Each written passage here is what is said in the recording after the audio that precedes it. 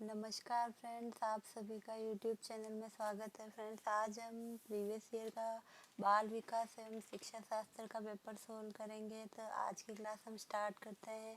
Question number 1 है कि निम्न में से कौन से सीखने के सही स्तर है, मतलब सीखने का जो कौन सा सही क्रम है।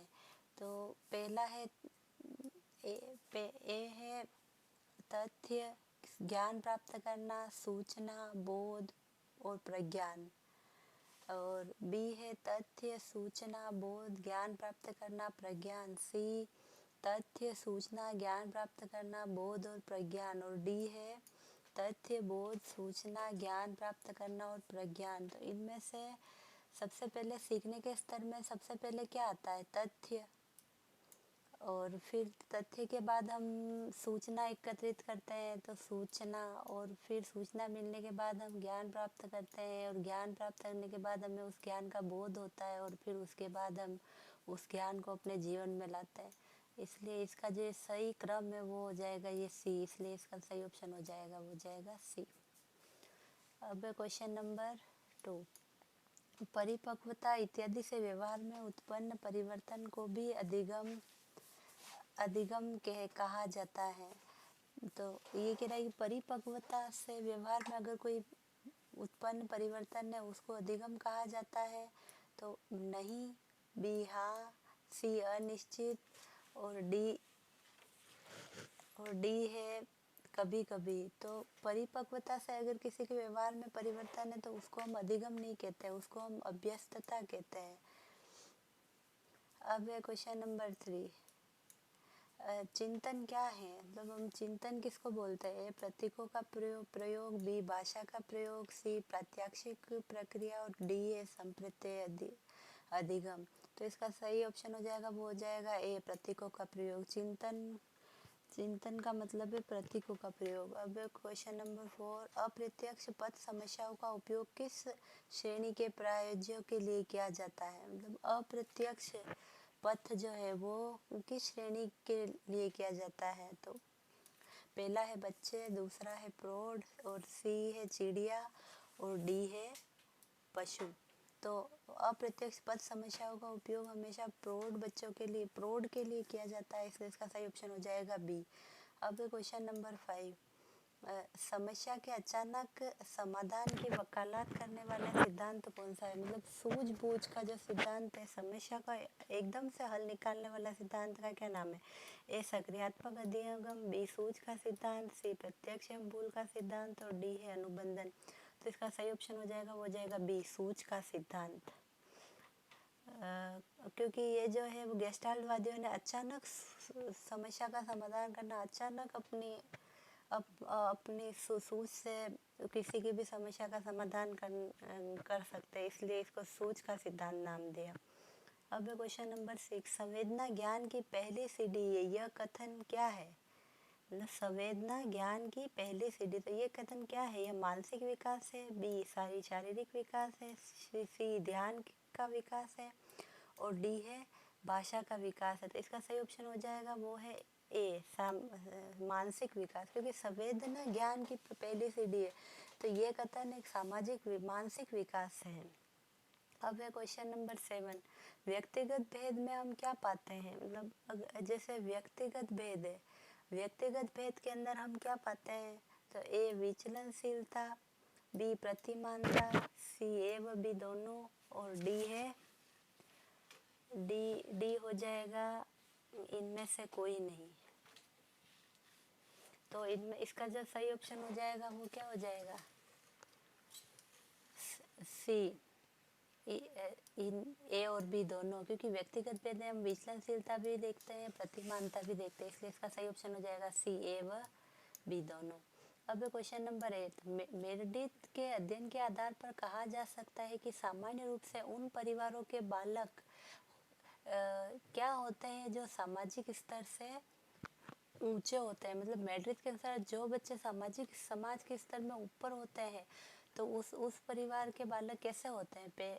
ए है कम स्वस्थ एवं विकसित, बी है अधिक स्वस्थ एवं विकसित, सी है अधिक स्वस्थ एवं कम विकसित, और डी है स्वस्थ नहीं पर विकसित। तो इसका सही ऑप्शन हो जाएगा वो है बी, अधिक स्वस्थ एवं विकसित, क्योंकि जो सामाजिक स्तर से जो ऊंचे होंगे वो उन परिवारों के जो बालक है वो अधिक स्वस्थ एवं विकसित होंगे। क्वेश्चन नंबर अब है 9, केटल के द्वारा विश्लेषित किए गए व्यक्तित्वशील गुणों की संख्या कितनी है? मतलब केटल ने जो व्यक्तित्व के शील गुण दिए हैं वो उनकी संख्या कितनी है? ए 13, बी 15, सी 16 और डी 14।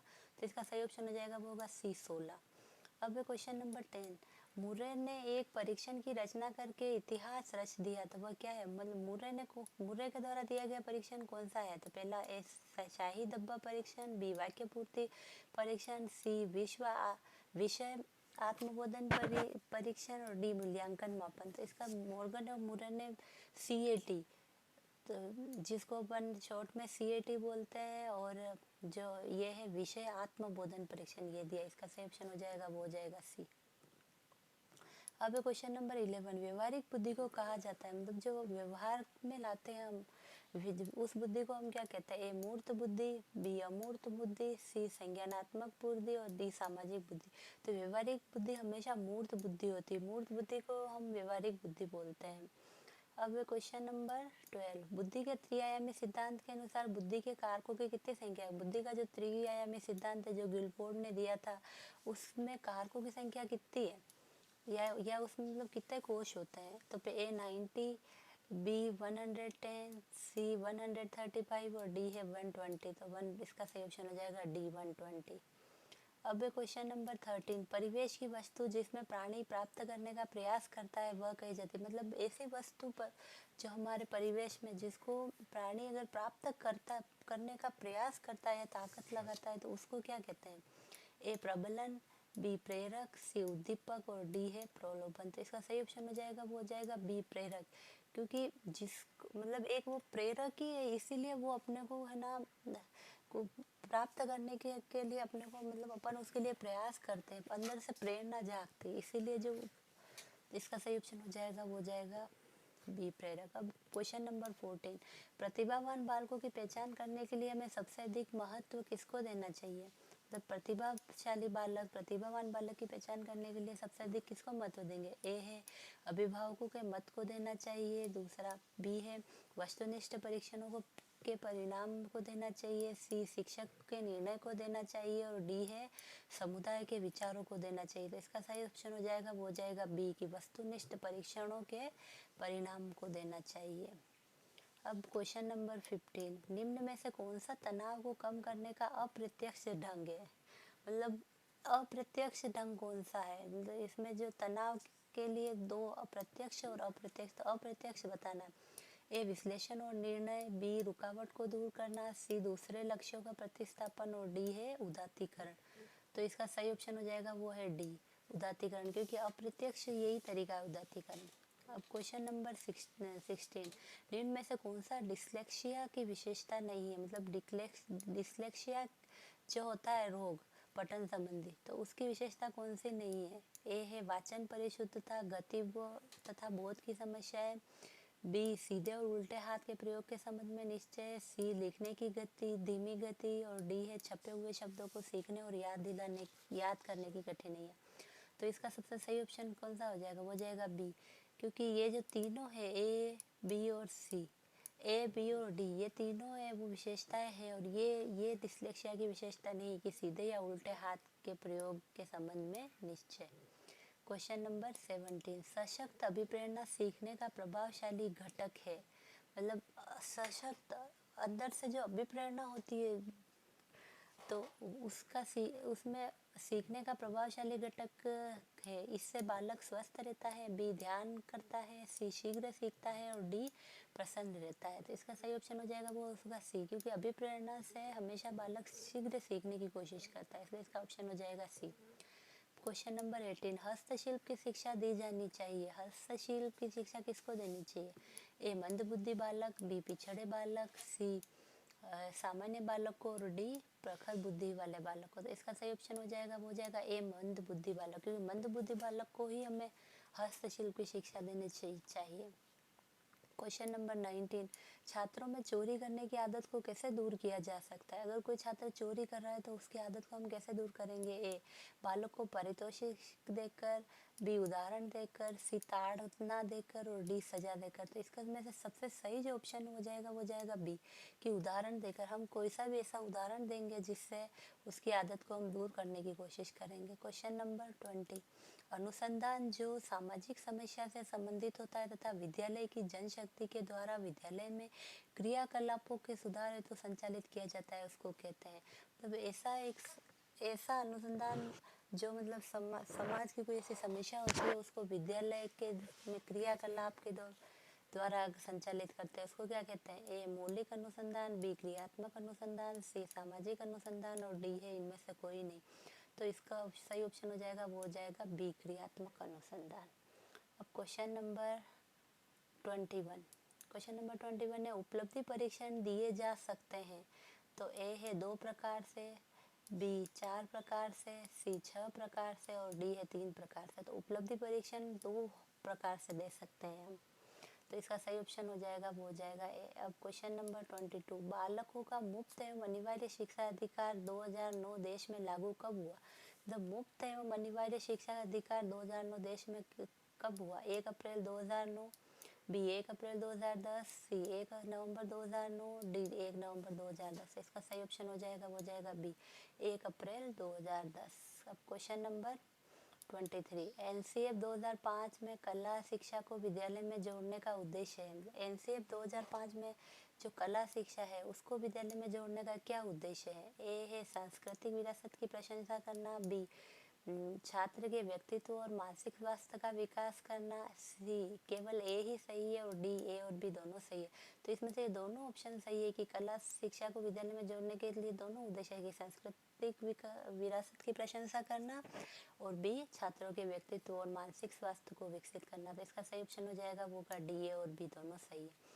क्वेश्चन नंबर 24, जब बालक की परीक्षा द्वारा मापी हुई योग्यता के सही मूल्यांकन में स्थायित्व होता है तो उस परीक्षा को, मतलब जब बालक की जो परीक्षा है उसमें मापी हुई योग्यता का सही मूल्यांकन में अगर स्थायित्व होता है तो उस परीक्षा को क्या कहते हैं? वैधता, बी विश्वसनीयता, सी वस्तुनिष्ठता और डी है इनमें से कोई नहीं। तो इसका सही ऑप्शन हो जाएगा वो जाएगा बी, विश्वसनीयता। क्वेश्चन नंबर 25, देश में मापन की भूमिका सब सीखी हुई कुशलताओं में निष्पादन का एक संपूर्ण अवलोकन देती है। ए निर्माणात्मक मूल्यांकन, बी योगात्मक मूल्यांकन, सी निदानात्मक मूल्यांकन और डी इनमें से कोई नहीं।